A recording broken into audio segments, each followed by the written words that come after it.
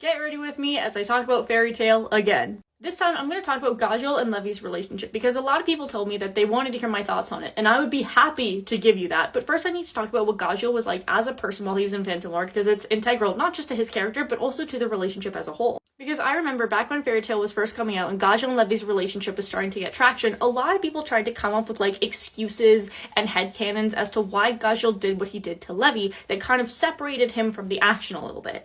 Like, a really popular one was that José was threatening him of some kind, whether it was with violence or by banning him from the guild or whatever, right? It wasn't his choice. But that is just straight up untrue, because Gajeel explicitly says that José only sent him to destroy the guild so that way they could have plausible deniability if it came to a conflict, because the guild wars and all that shit. But Gajeel knew that Fairy Tale wouldn't attack them unless they attacked one of their own, so that's why he attacked Team Shadowgear. It was his own idea, and likely because of the way he did it probably played a major role in the decision to forcibly disband Phantom Lord. It is all but explicitly said that Gajeel had little to no regard for his own life, let alone the lives of others. We see in later flashbacks that Gajeel had been brought before the Magical Council several times that year alone because of his problems that he was causing.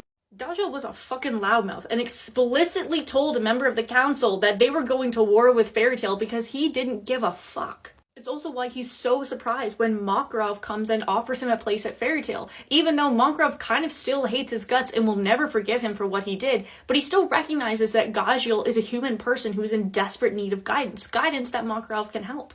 And we see Gajeel immediately trying to find a place within the guild, trying to establish relationships with the others, and trying to find, not necessarily value, but just to kind of figure out what his new life is going to be like, because he's lived by the rule of violence for so long. It's why his first reaction with Jet and Joy is to just let them beat the shit out of him, even though everyone knows that they have, like, no fight against him. It's also why he rushes to protect Levy from Loxus, because that's his best way of trying to apologize and trying to find a better place within the guild. And that's kind of when we start to see their relationship, where Levy now feels safe around him. She's no longer hiding from him. She knows that he's willing to protect her, and while she doesn't really trust him, he's trying, and that's something. And in all honesty, what I think really started their relationship is during Loxus's arc, right? When all of them are trapped in the guild hall and Gajeel is just kind of sitting with Levy, listening to her as she's rambling on about trying to break Freed's spell.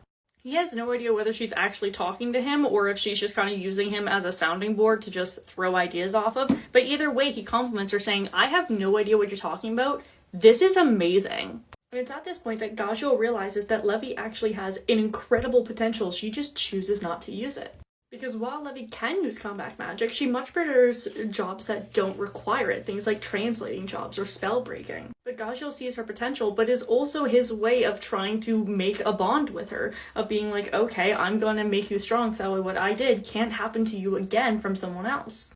And when he later realizes that that's not what she really wants, she kind of just wants to be the spellcaster. She wants to be the translator and just needs bodyguard. That's what he switches to, okay, I will protect you then, do what you need to do. And I think their relationship really starts off that way, through this understanding and mutual respect. And it's why I think they have the most advanced relationship out of everyone in the series, because they're the ones that have that understanding, that have that communication, even though it's mostly off screen. But the main part of this is that Levy gave Gajeel a reason to live, which is what made his final speech to her so devastating, because he finally reached that point where he finally had something to live for. He finally followed the words of his mentor so long ago, where she told him to find meaning within his life, and Levy helped him find that. She became his meaning, and he was dying. And I'm really glad he didn't die. I'm of the opinion that I'm glad Fairy Tale has so many fake out deaths. It's great, but that's a different conversation.